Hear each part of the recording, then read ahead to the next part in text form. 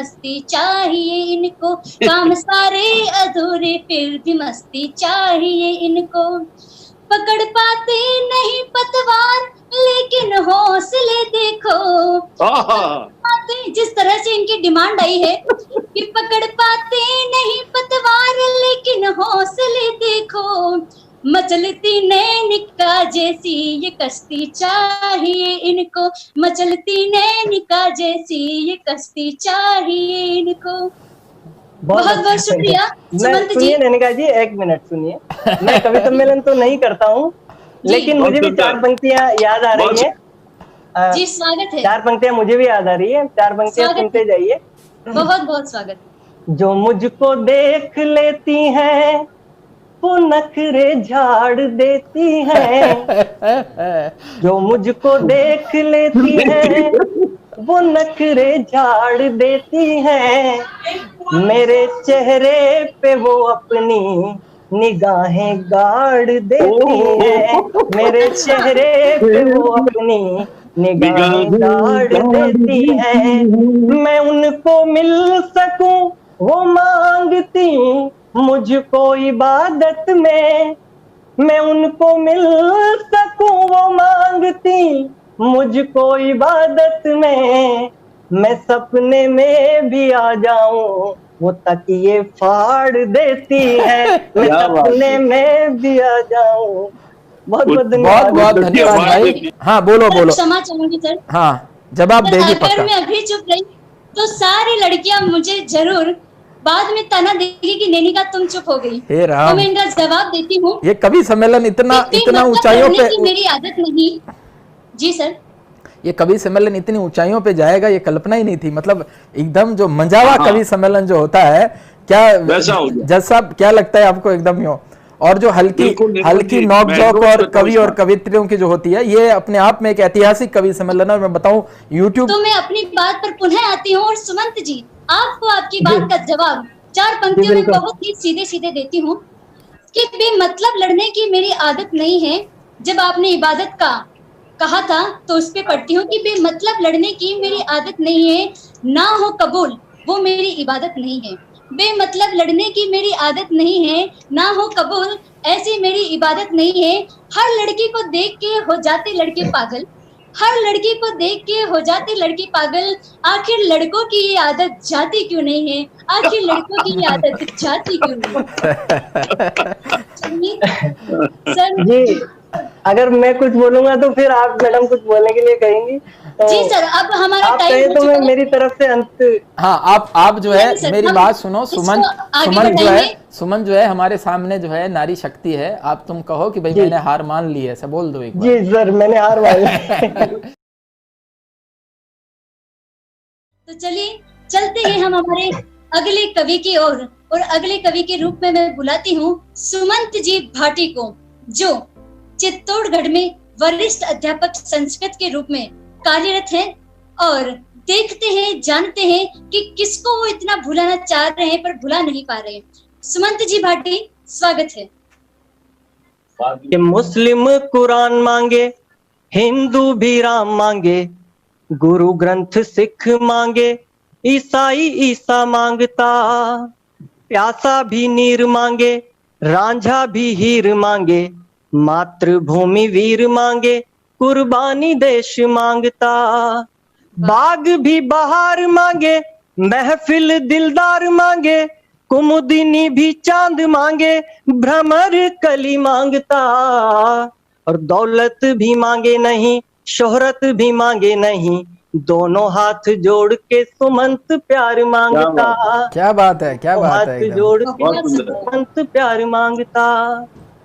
और मैं अपने गीत की थोड़ी सी प्रस्तावना बताना चाहूंगा। मैंने ये गीत जितने भी भूतपूर्व प्रेमी और वर्तमान प्रेमी, मैंने सभी को इसमें सभी की भावनाओं का ख्याल रखने की कोशिश की है। और जी सभी जी अपने अपने प्रेम तक पहुंचने की कोशिश कि तुमको बहुत भुलाना चाहा, तुमको बहुत भुलाना चाहा, पर तुमको ना भूले हम, जिन झूलों में झूले हम, वो झूले ना भूले हम।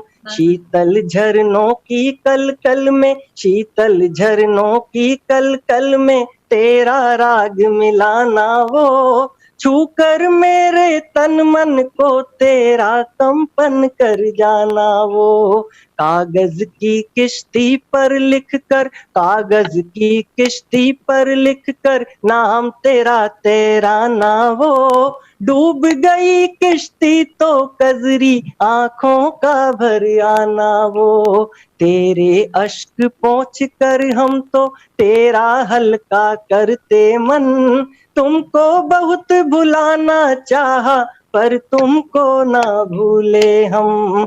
खिड़की से चुपचाप कंकरी, खिड़की से चुपचाप कंकरी जब तुम फेंका करते थे, तेरी इसी अदा पर जानम सौ बारी मरते थे। तेरी उस मुस्कान को गोरी, कवि मन की व्यवस्था देखिए आप, तेरी उस मुस्कान को गोरी, तेरी उस मुस्कान को गोरी लिख नहीं सकती मेरी कलम, तुमको बहुत भुलाना चाहा पर तुमको ना भूले हम।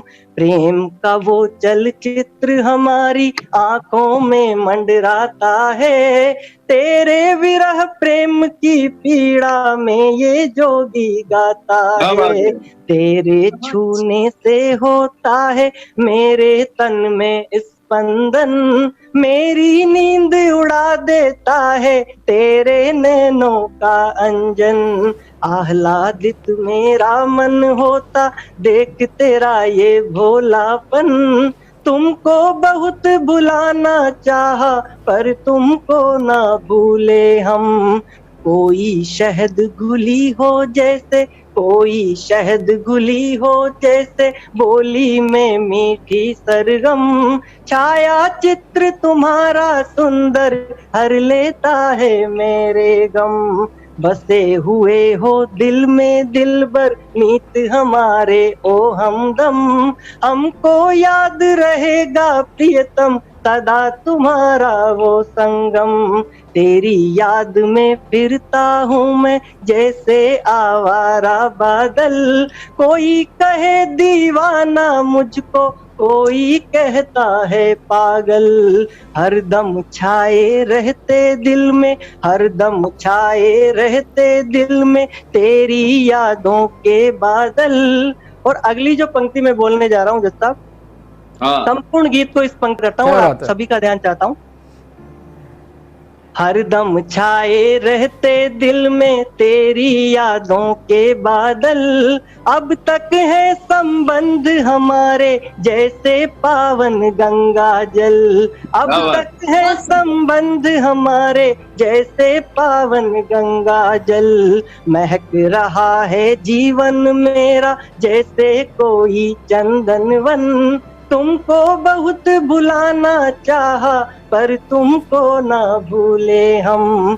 खत में भेजे फूल तुम्हारे, खत में भेजे फूल तुम्हारे अब तक बंद किताबों में, इश्क प्याले पीकर आशिक डूबे मस्त शराबों में। तेरी पायल की रुनझुन ने, तेरी पायल की रुनझुन ने मेरे मन को चुरा लिया, मधुर चूड़ियों की खन खन ने मेरा मन बेचैन किया। मुझ पर सम्मोहन करता है, मुझ पर सम्मोहन करता है तेरा गदराया यौवन, तुमको बहुत भुलाना चाहा पर तुमको ना भूले हम। और अंतिम बंद इस गीत का मैं निवेदन करता हूँ। कहाँ समस्या आती है प्रेम में, कहाँ दिक्कत आती है, निवेदन करता हूँ, सुनिएगा। थोड़ी सी शीघ्रता कीजिएगा।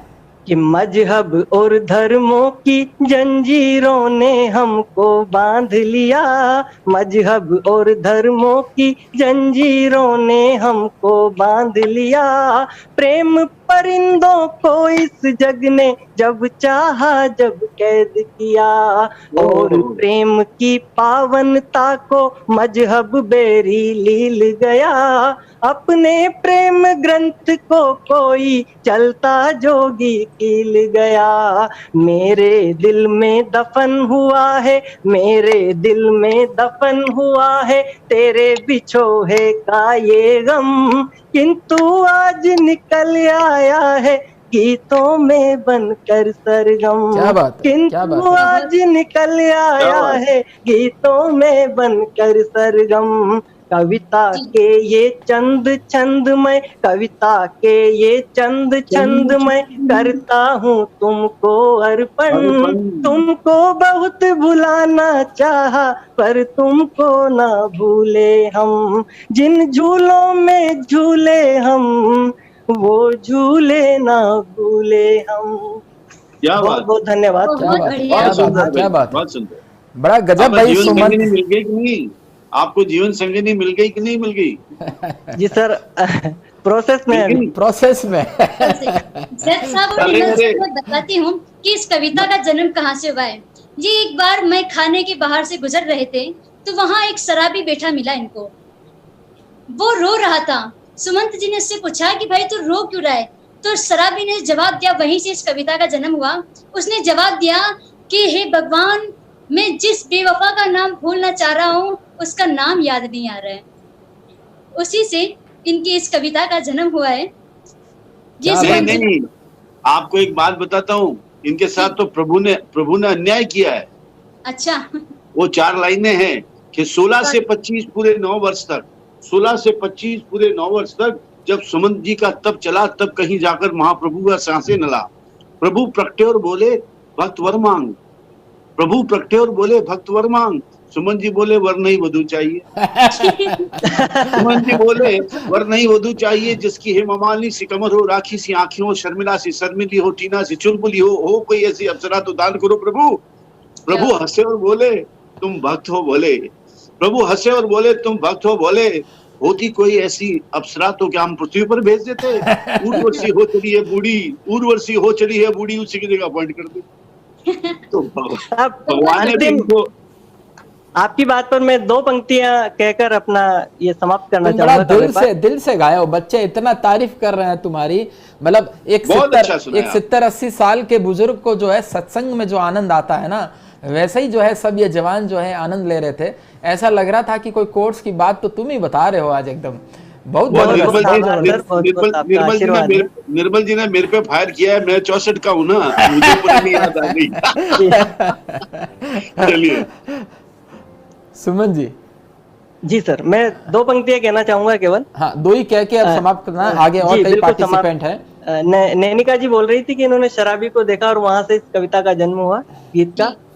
तो मैं इतना ही कहना कि एक रात मैंने अपने सारे गम दीवारों पर लिख डाले, एक रात मैंने अपने सारे गम दीवारों पर लिख डाले, फिर क्या था मैं सोता रहा और दीवारें रोती रही। क्या बात है, क्या बात है, क्या बात है भाई, क्या बात है सुमन भैया।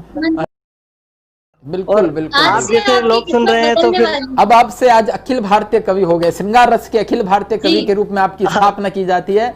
नैनिका जी अगले पार्टिसिपेंट की ओर हमें ले चलिए।